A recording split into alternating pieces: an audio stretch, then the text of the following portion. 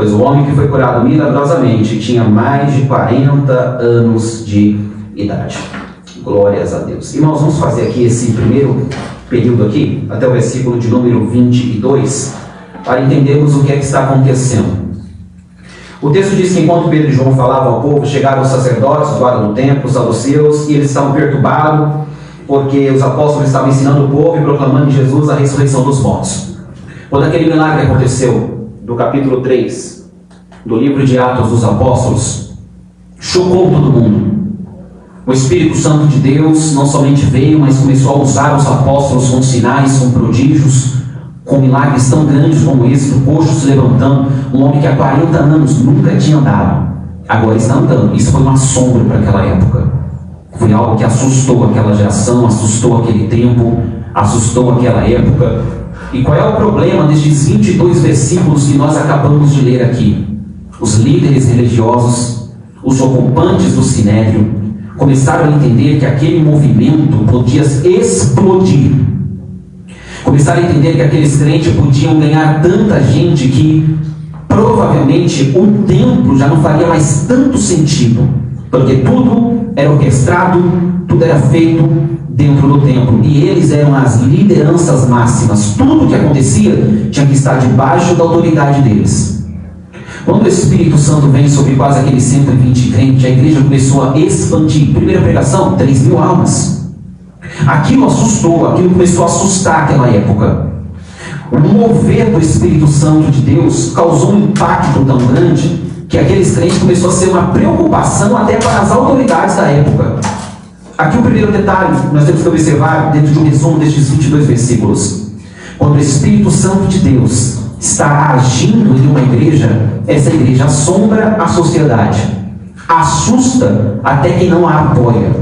Quando o Espírito Santo começou a agir, primeiro, esse homem de 40 anos com aquela enfermidade, sem poder andar, sem poder caminhar, se levantar, pelo poder do nome de Jesus, trouxe multidões para ouvir Pedro e João, porque eles queriam saber de onde veio esse poder, de onde veio essa autoridade. E é justamente por conta de um milagre que eles estão sendo interrogados. Eles fizeram bem e estão sendo colocados contra a parede. Fizeram bem e os próprios líderes da religião da época estão colocando eles em um canto para perguntar para eles, em nome de quem? Eles não estão preocupados com o milagre que aconteceu. Eles não estão preocupados se João, Pedro agiu de uma forma benevolente, trouxe o bem para aquele homem, restaurou ali, curou aquele homem, fez ele ter o que não tinha, andar como nunca andou, saltar, pular, entrar no templo. A preocupação deles era a perda do prestígio diante do povo. Porque se Pedro e João e os demais que andam com eles têm um poder que eles não têm, têm uma autoridade que eles não possuíam, se Pedro e João conseguem trazer multidões para perto deles sem terem o domínio do templo, isso é preocupante. Eles estão preocupados porque a perda de público para eles era notória, era visível, que o povo passaria a andar atrás de Pedro e João, ao invés de simplesmente irem até o templo para os sacrifícios naturais. Então essa fé está movendo pessoas para perto. O reino de Deus está se expandindo. E a expansão do reino de Deus sempre irá incomodar os acomodados. Eu vou repetir isso daqui. A expansão do reino de Deus sempre irá incomodar os acomodados. Lembra daquela velha história que sempre se conta? Quem não faz nada sempre vai criticar quem faz. Você sempre vai ouvir isso, isso é uma verdade. Ninguém se importa com gente que não faz nada, mas todo mundo se importa com aquele que começa a fazer alguma coisa. Dizem por aí que há uma história que conta por aí de uma serpente perseguindo um vagalume, e o vagalume não faz parte da cadeia alimentar da serpente, e conta-se essa historinha por aí, dizendo que o vagalume chegou uma época, correu tanto da serpente, parou para perguntar para a serpente: por que você está me perseguindo? Eu não faço parte. Tudo bem que você vai me devorar, mas antes de me devorar, me conta. Por que você está me perseguindo há tanto tempo, tentando me devorar, se eu não faço parte da sua cadeia alimentar? E a serpente responde para o vagalume: é que o seu brilho me incomoda. Então a igreja começou, pelo poder do Espírito Santo, destacar-se com um poder que as autoridades do templo não tinham. E isso trouxe uma grande preocupação, até porque eles não aceitavam Jesus como o enviado de Deus e muito menos como aquele que havia ressuscitado dentre os mortos. E se esse milagre notório, visível, ficasse sem nenhum tipo de reprovação, isso causaria uma grande afluência para esta fé que estava sendo estabelecida. Então a ideia dos grandes, a ideia dos líderes, a ideia deles era: temos que parar esta obra agora, porque ela está começando. Se você pegar outros textos bíblicos, você vai ver que é uma grande preocupação isso daqui. Porque o diabo sempre agiu e lutou tentando matar aquilo que está começando. Se você pegar, por exemplo, o povo do Egito, quando ele coloca trabalhos forçados, o faraó vai dizer para as parteiras: os meninos hebreus, mata ainda criança. Jesus, na época de Cristo, quando Herodes fica sabendo que nasceria um menino em Belém, qual é a ordem? Mata as crianças. Por quê? Mata enquanto está no começo. O que você percebe aqui nas entrelinhas bíblicas é que é uma orquestração do inimigo para tentar matar, sufocar aquela igreja no começo. É por isso que nós lemos aqui, dizendo que eles estavam muito perturbados porque os apóstolos ensinavam ao povo. Como que você é da religião? Como que você serve a Deus e vai se perturbar pelo ensino de alguém? E então Pedro e João passaram a ensinar aquele povo. E eles começaram a ficar perturbados pelo ensino que Pedro e João estavam a trazer para eles.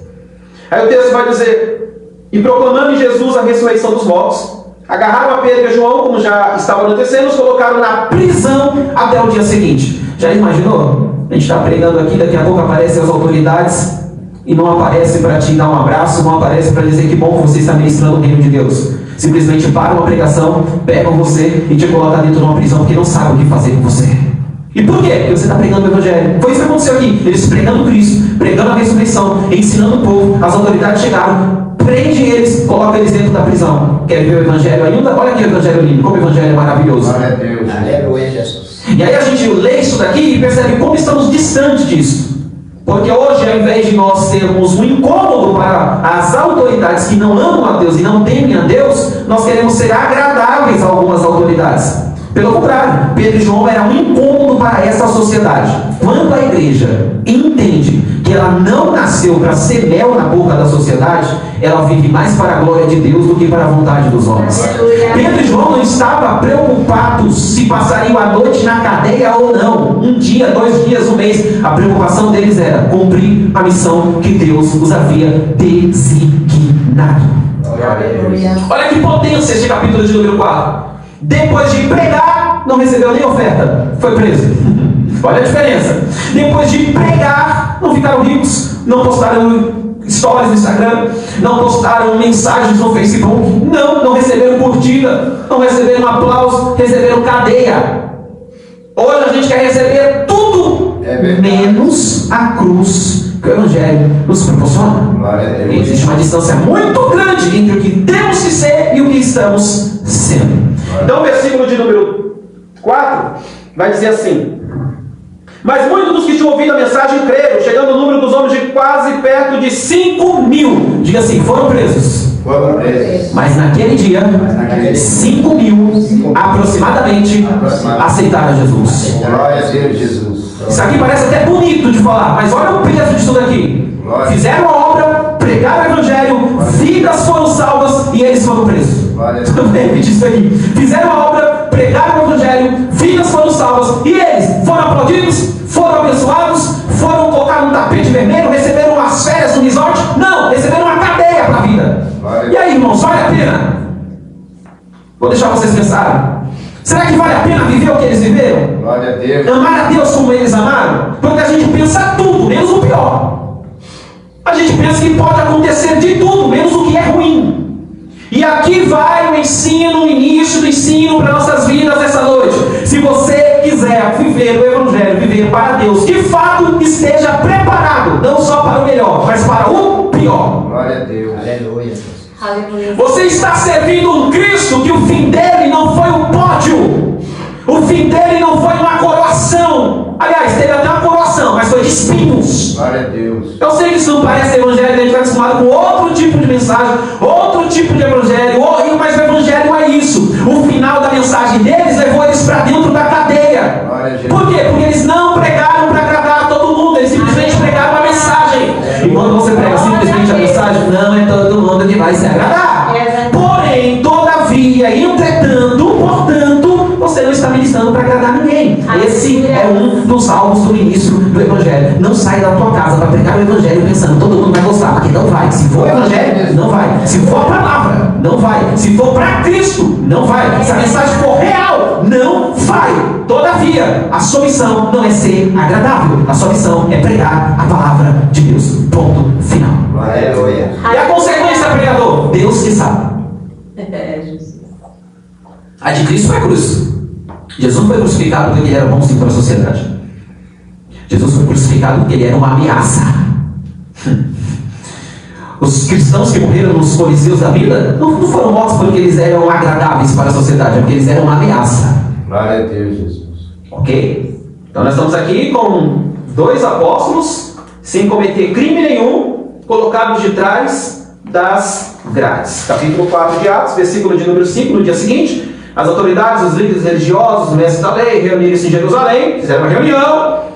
Estavam ali Anás, o sumo sacerdote, Caifás, João, Alexandre e todos que eram da família do sumo sacerdote, mandaram trazer Pedro e João diante deles e começaram a interrogá-los. Qual poder?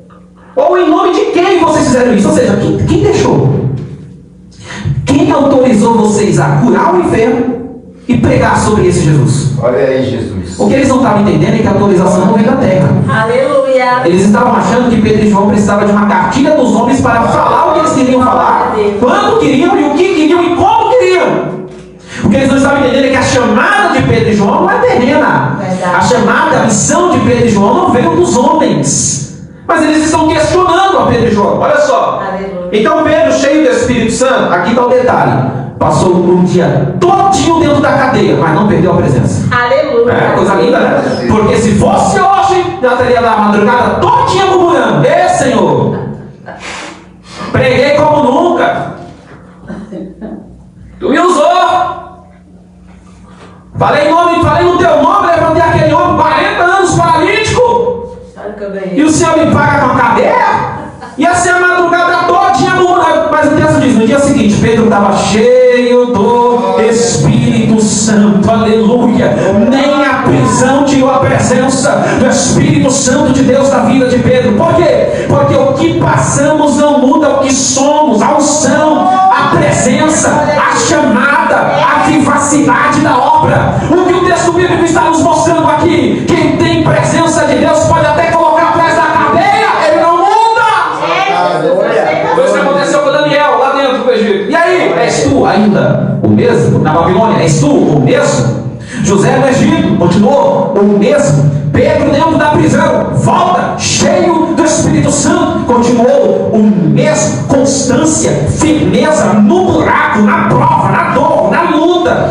Preso sem prova, preso sem motivo, permaneceu o mesmo. Aqui não ensina para nossas vidas. E quando for conosco, e quando acontecer conosco, quando a prisão for nossa, e quando a dor for nossa, estamos cheios só antes do, abre aspas, da prisão, ou permaneceremos cheios depois do aprisionamento? Seja lá qual for o tipo de prova que você esteja passando, entre nela cheio e saia dela cheio. Entre nela verdadeiro e saia dela verdadeiros. Não, Senhor. Aleluia. Meu Deus, Jesus. Aleluia.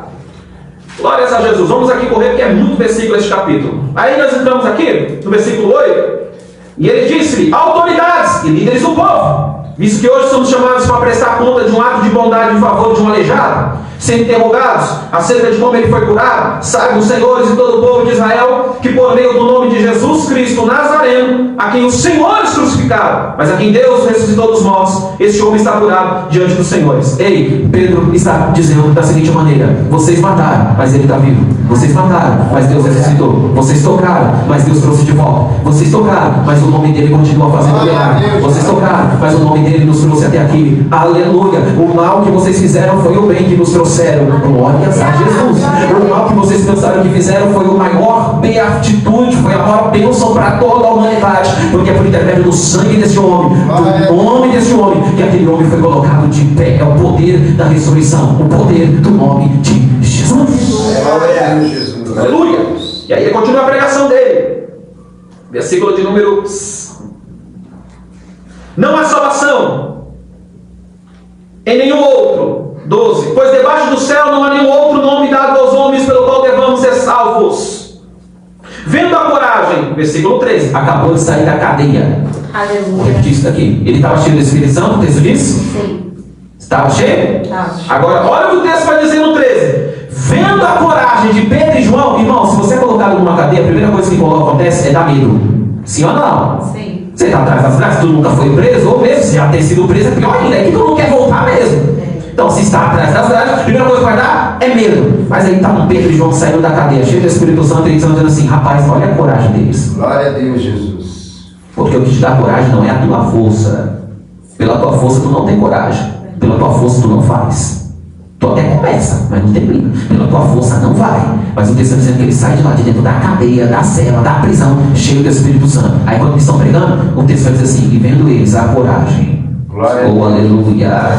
Glória a Deus. Exaltado é teu Glórias a Deus. meu Deus. Vendo a coragem de Pedro e João e percebendo que eram homens, olha só, comuns e sem instrução. Peraí, o Espírito Santo de Deus então quer dizer, estou na Bíblia, então quer dizer que o Espírito Santo de Deus, pastor Alex Arthur, enche gente comum e sem instrução. Então quer dizer que o poder do Espírito Santo não é só para os graduados, para os catedráticos. Quer dizer que o Espírito Santo é lindo demais. O Espírito Santo quer dizer que ele não olha se você tem instrução ou não. Ele não olha se você tem um pedigree, uma árvore genealógica especial na tua família ou não. Quer dizer que ele usa gente simples. Tá? Eu não estou inventando história aqui não. Eu estou lendo o texto.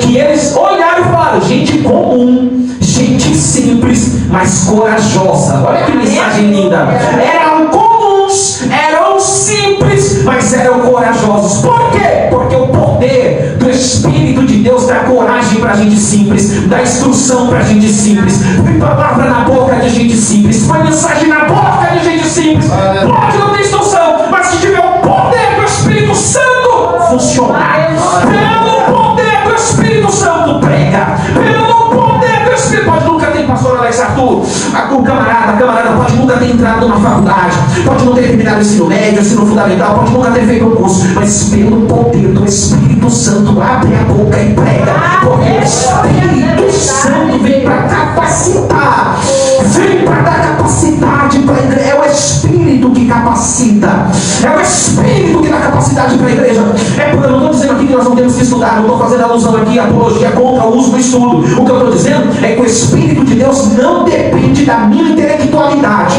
O Espírito de Deus não depende da minha formação. O que o Espírito de Deus precisa é de um Pedro e um João cheios da presença dele, que passa pelo que passar, entra cheio e sai cheio.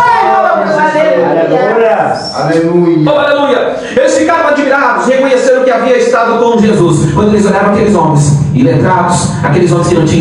O iletrado aqui não é que eles não sabiam ler e escrever. A grande questão aqui é que eles não haviam participado das grandes reuniões do Sinédrio, não haviam sentado aos pés de grandes doutores, mestres da lei. Eles sabiam, nunca tinham sentado um grande doutor e mestre da lei. Aí eles vão dizer assim: já sei. Não sentaram, por exemplo, na época, doutor Gamaliel, doutor Iléu, a escola de Shammai, várias escolas, vários intérpretes da lei da época, poderosíssimos, o que seria hoje, entre aspas, as escolas teológicas, etc. Eles vão dizer assim: nunca vi esses homens em salas de aula, mas olha a coragem que eles têm. Nunca vi esses homens em sala de aula, mas olha a instrução que eles têm. Nunca vi esses homens em sala de aula, mas olha como eles são cheios. Sabe o que eles estavam dizendo aqui? No final vai dizer assim: não tem jeito, eles estavam com Jesus. Eles chegam à conclusão, para falar como eles estão falando, para ter o que eles têm, para fazer o que eles fazem, para agir como eles agem, não foi a escola que deu para eles, foi a comunhão que eles tiveram com Jesus Cristo. Deixa eu te falar uma coisa aqui: vale a pena andar com Jesus. Andou com Ele, fala como Ele, pensa como Ele, age como Ele, aleluia, sente como Ele sente, eita,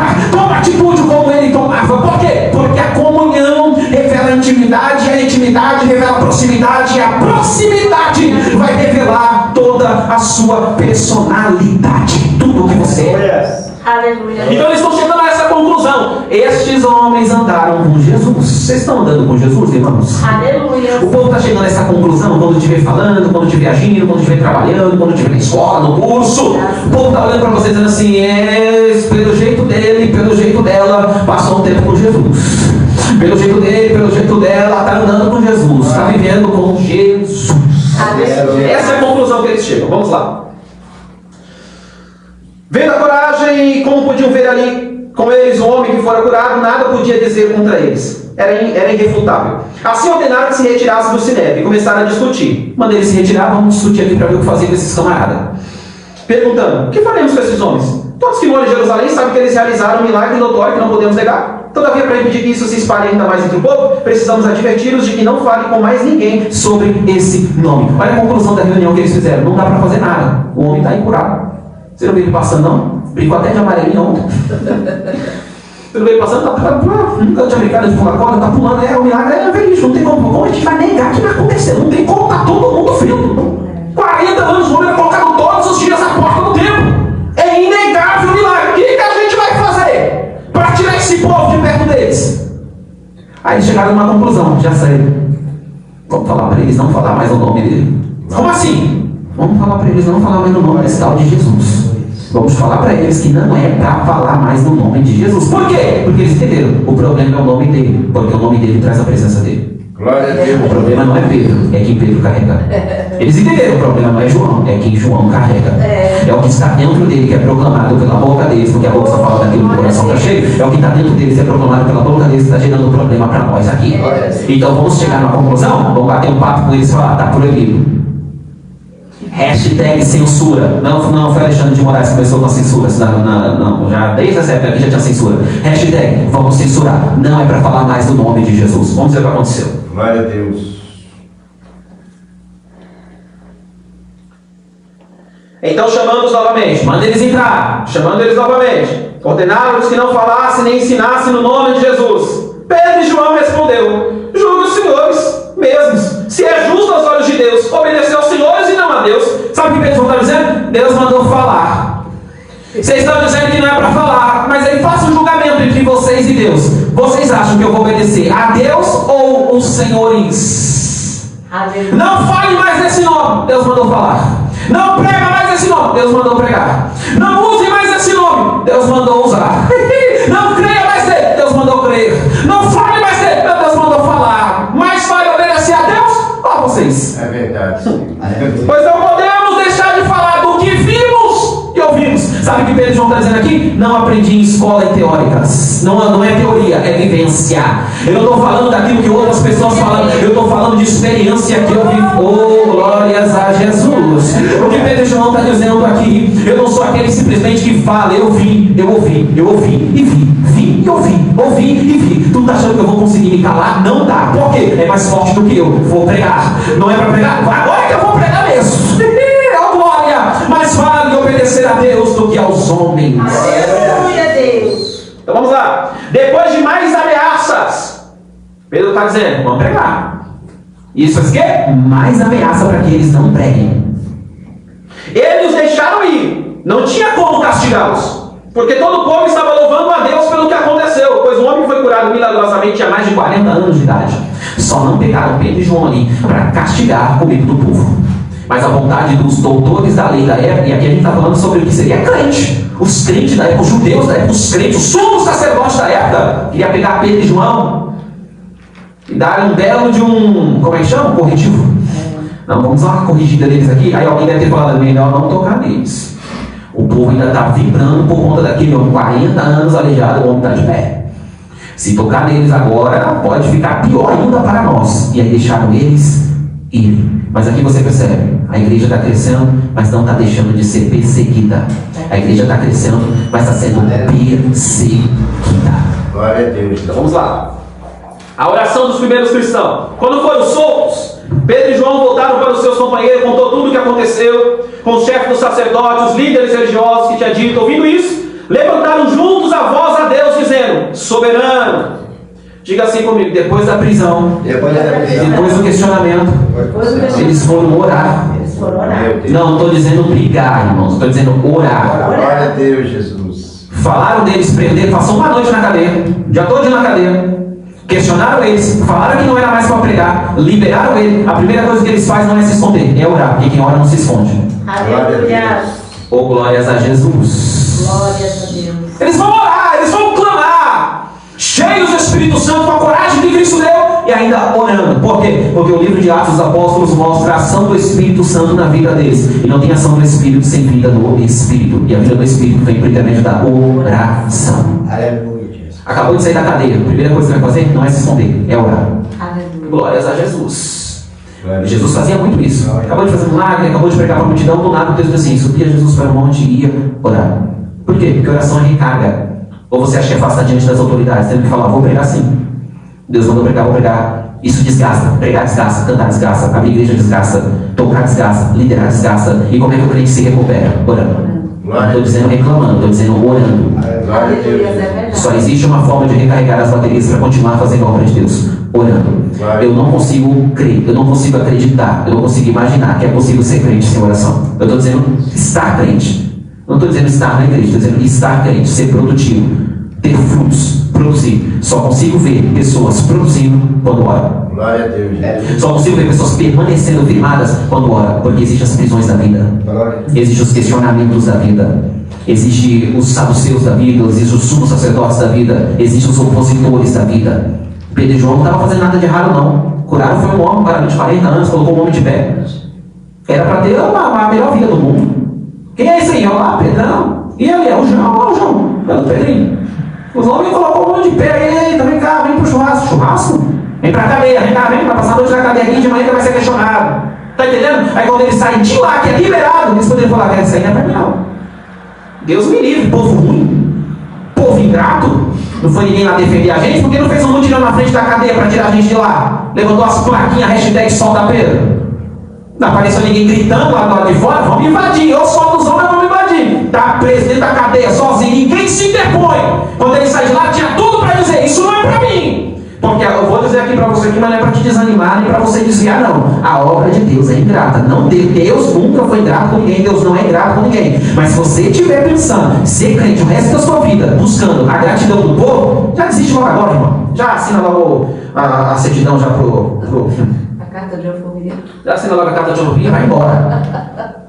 Eu não prego porque o povo é grato. Eu prego porque Deus me vocacionou para pregar. Pastor Alex Arthur não pastoreia porque o povo é grato. Pastor Alex Arthur, deixa eu dizer aqui bem claro aqui. Se tu fosse pastorear pela gratidão do povo, tu já teria deixado de pastorear no início. Glória a Deus. Se você fosse ser crente pela gratidão do povo, você não é crente para que o povo seja grato a você. Você é crente porque Cristo te salvou da cruz do Calvário, te redimiu, te salvou, te deu o que você não merecia, aquela salvação. E você só distribui para Deus aquilo que Ele já entregou para você. Glória a Deus. Então esse povo aqui está saindo da cadeia e está indo orar. Olha a oração deles. Soberano, tu fizeste os céus, a terra, o mar, tudo realizar. Tu falaste pelo Espírito Santo, pela boca do teu servo Davi. Conhecia a Bíblia. Porque se enfurecem as ações, os povos conspiram em vão. Os reis da terra se levantam, os governantes se reúnem contra o Senhor e contra o seu ungido. Contra. Olha, Davi já profetizando que muitos seriam contrários ao Senhor, contrário ao ungido. As Escrituras lá atrás já estavam proferindo que eles não seriam aceitos, que Cristo não seria aceito. E Pedro está lembrando isso na oração. De fato, Herodes e Pôncio Pilatos reuniram-se com os gentios e com o povo de Israel nessa cidade para conspirar contra o teu santo servo Jesus. Jesus foi perseguido primeiro.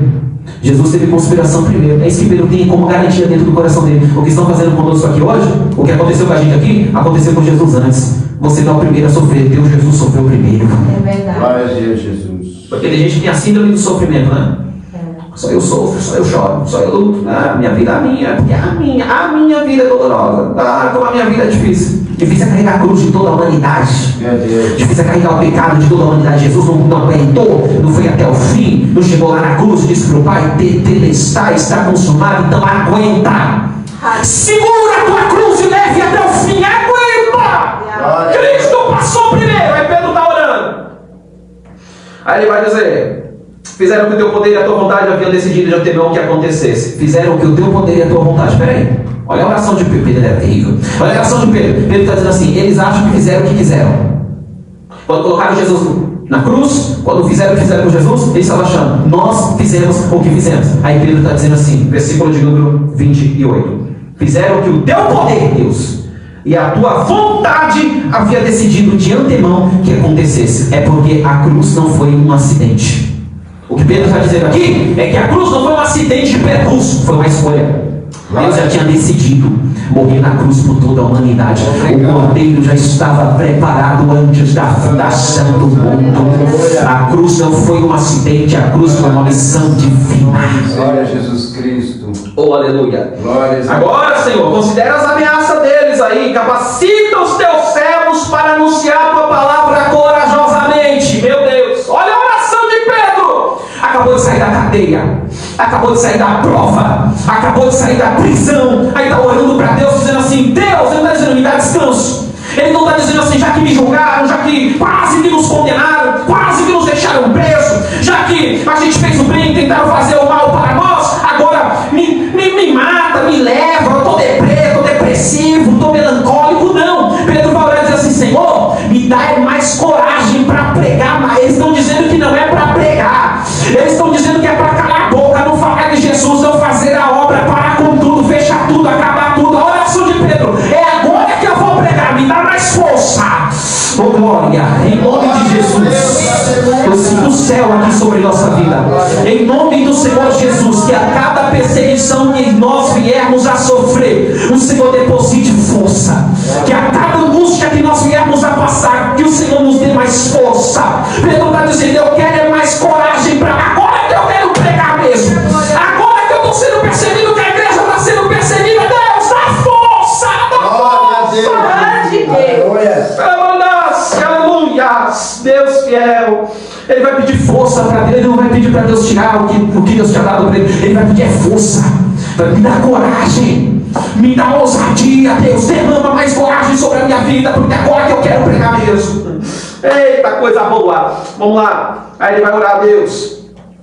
Glórias a Jesus. Aleluia. Versículo de número... Irmãos, eles estão orando. Eles estão orando. Capacita teus servos, dá coragem, dá capacitação. Eles estão orando. Estende a tua mão para curar e realizar sinais e maravilhas por meio do nome do seu servo Jesus. Irmãos, o problema que eles passaram foi por causa de um milagre. Pastor Alex, todos acabaram de passar por um grande problema pelo milagre que eles fizeram. Aí eles estão orando para Deus, falando assim: Senhor, capacita a gente para a gente operar mais milagres no teu nome. Capacita a gente para a gente fazer mais milagres no teu nome. Mas Pedro, imagina se a gente estivesse lá e falasse assim: Pedro, dá uma segurada na oração aí. O último milagre lá do rapaz lá levou você para dentro da cadeia. Pedro, não pregue isso para Jesus, não. Ei, Pedro, não fala isso não. E Pedro dizendo: Senhor, dá milagre, faz mais milagres, faz mais sinais, faz mais prodígios. Nem que tem que passar 3 meses na cadeia, 1 ano na cadeia, 10 anos na cadeia, mas a gente quer usar teu nome para a tua glória, para o teu louvor, que aconteça mais. Aí Pedro está orando, está pedindo, está dizendo: dá coragem, dá ousadia, dá poder, dá coragem, dá ousadia, dá poder. Olha o que acontece dentro do texto, versículo de número 31, dê pra gente, Alex. E tendo orado, moveu-se o lugar em que estavam reunidos, meu Deus, e todos foram cheios do Espírito Santo e anunciavam com ousadia a palavra de Deus. Oh, aleluia. Depois da grande prova que era para ter feito eles desistirem de tudo, eles foram clamar na audiência celestial. Eles entraram em audiência com Deus dizendo: a gente quer coragem, a gente quer poder para pregar, a gente quer mais ousadia para pregar, a gente quer mais poder, quer ver sinais, quer ver prodígio. Aí o texto vai dizer assim: Deus gostou da oração, Deus gostou do propósito, Deus gostou da ousadia daquela oração, Deus gostou do que eles pediram. O texto diz, num texto de versículo que Alex acabou de ler, que depois de orarem, tremeu o lugar que eles estavam reunidos, e todos ficaram cheios do Espírito Santo e anunciavam corajosamente a palavra de Deus. Sabe o que Lucas está dizendo? Pediram poder, Deus deu poder. Pediram coragem, Deus deu coragem. Pediram ousadia, Deus deu ousadia. Pediram graça, Deus derramou graça. Pediram autoridade, Deus deu autoridade. Irmãos, depois da prova, da luta, se tiver oração, vai ter reação da parte de Deus. Tem reação. Glória. O Espírito de Deus veio sobre eles. Oh, aleluia. Glórias a Jesus. Da multidão dos que creram, uma era a mente e um só coração. Ninguém considerava unicamente sua alguma coisa que possuísse, mas compartilhava tudo em comum. Com grande poder, os apóstolos continuavam a testemunhar da ressurreição de Jesus, e grandiosa graça estava sobre todos eles. Aleluia, Jesus. Não havia pessoas necessitadas entre eles, pois o que podiam ou possuíam terras ou casa vendiam, traziam dinheiro às vendas e colocavam não nos bolsos, mas aos pés dos apóstolos, porque pés fala de serviço. Aleluia. Oh, aleluia. Glória a Deus, Jesus. Aos pés dos apóstolos,